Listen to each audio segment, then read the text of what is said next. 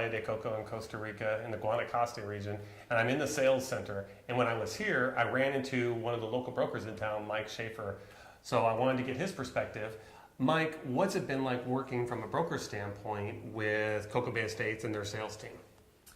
Working with them has been really easy. I always feel comfortable taking clients in with them because they have one beautiful product, and the transactions have been very simple. So for any local broker that wants to sell real estate here, walking into their office, selling high-end construction, walking distance to the beach units, and beautiful land, it's easy. They have the infrastructure all set up and the amenities to satisfy any sort of Canadian, U.S. Customers. Now, did you relocate down here, or have you been here the whole time, or how did you get to Playa de Coco and working with Coco Bay Estates? 3 years ago, I left the mortgage industry. I had opened up an office in Florida, my family's company, and said I wanted to come down and check out a place on a vacation. So about 3 years ago, I came down here for a 3-month trip. It was going to be an extended stay with my dog and 3 suitcases, and that was 3 years ago, and I've only left for vacations. Well, you bring up a good point that I get asked all the time, and that is because you brought your dog here. Could you kind of explain how that was, or the process of bringing your dog into Costa Rica and what you had to go through? That was a really important factor for me because I'm really close to my dog. When I moved here, I was single, and my dog was my family. So I needed a country that would not have a quarantine, because I wasn't going to put my dog in a quarantine for three or 6 months. Right. I had read a lot of countries. And two, I'm lost here. Okay, just what do I do? Just pick it up? Okay. And two, I don't know, I'm completely lost, sorry. Okay, Dean, we'll pick it up from ask the dog question again. Okay, sorry. And stand by. Action.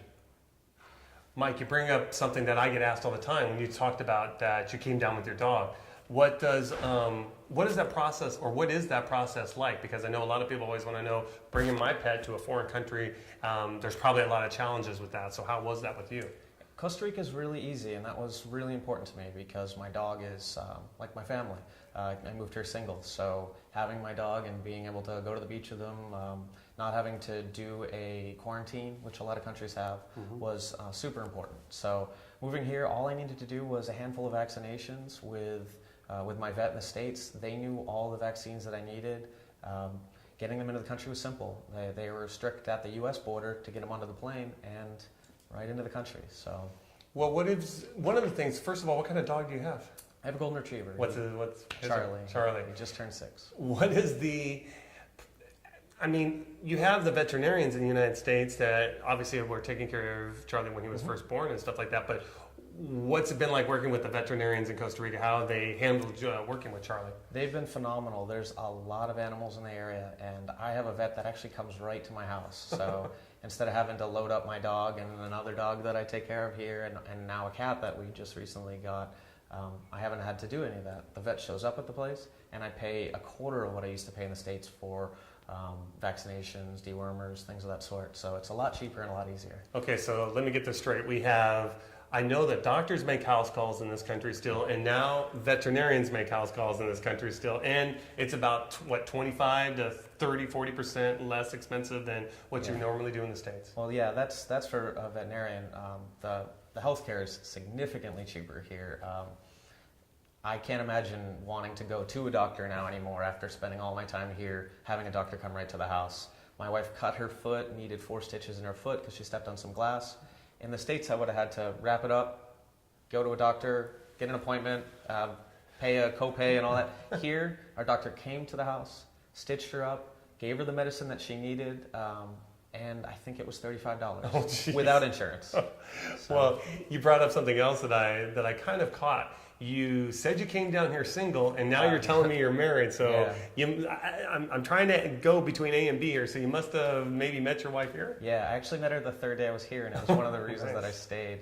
While I was falling in love with Costa Rica, I was also falling in love with a Costa Rican woman. So I met her in the bank the 3rd day I was here. I walked in, and Yeah, 2 years later we were married. We've been married for just over a year now, and very happy. And do you guys live here locally, I assume, and her family's here, or? Yeah, she has lived her entire life. She's just turned 25. She's lived her entire life within 15 minutes of here, and her entire family lives very close.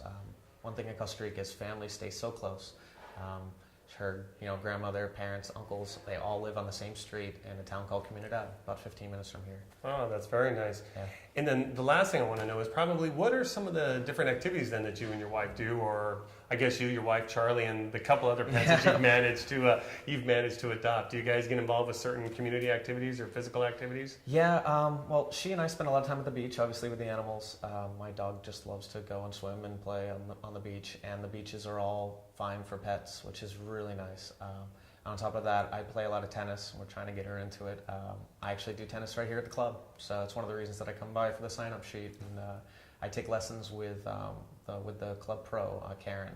She's phenomenal. The lessons are really inexpensive, $10 for lessons down here, and she does a couple different types of lessons a week for beginners, intermediates, and we do challenge ladders. So tennis is one physical activity that I really enjoy here. There's also a really good poker scene here, and a couple of the guys here at the office are involved in it. We get 25 to 30 guys on Wednesdays, and Saturday nights we play. So a couple times a week. We even send guys off to the World Series from the group. So wow, a lot of fun. It's okay. So there's the beach experience. You have the tennis experience because Coco Bay Estates does have a pretty sophisticated and state-of-the-art kind of tennis facility and tennis center that most developments in this country, don't really have. So that's great. Yeah, I had never played tennis until I moved to Costa Rica. So you wouldn't think you'd come to a foreign country and you're going to start playing tennis, but they put in courts 6 or 8 months ago and started these classes, and a lot of people in the town have gotten involved in it. So the one thing I picked up from listening to you talk, Mike, was that you seem to have started a lot of firsts here in Costa Rica, from your wife to tennis to, how has being in Costa Rica maybe changed you compared to your life of living in the Northeast and then obviously Florida? Yeah, Costa Rica's changed me completely. I moved here coming out of a really stressful job, 70 hours a week. My doctor telling me that I needed to have less stress in my life at 26, 27 years old, and came down here and realized that the lifestyle is so much different. Everything is more relaxed. You still get things accomplished here, but you don't do it with the level of intensity in the States. So it takes a little while. When you first get here and things don't happen right away, you get frustrated as an American. But you realize that it's a better lifestyle. So a lot of firsts, a lot more outdoor activities. Where I grew up in New Hampshire, we didn't do a lot of that. Well, Mike, thank you very much. It was a pleasure getting to know you and listening to your story, because again, I think it comes from a unique perspective that a lot of people, especially brokers, are gonna find fascinating. Yeah, well, I really enjoyed it, and I'll tell you all about our broker program. We actually have a whole program that I use where brokers from the United States send down their clients, host them inside of the development, Ocean View condos. It's converted a lot of potential buyers and retirees down to property here.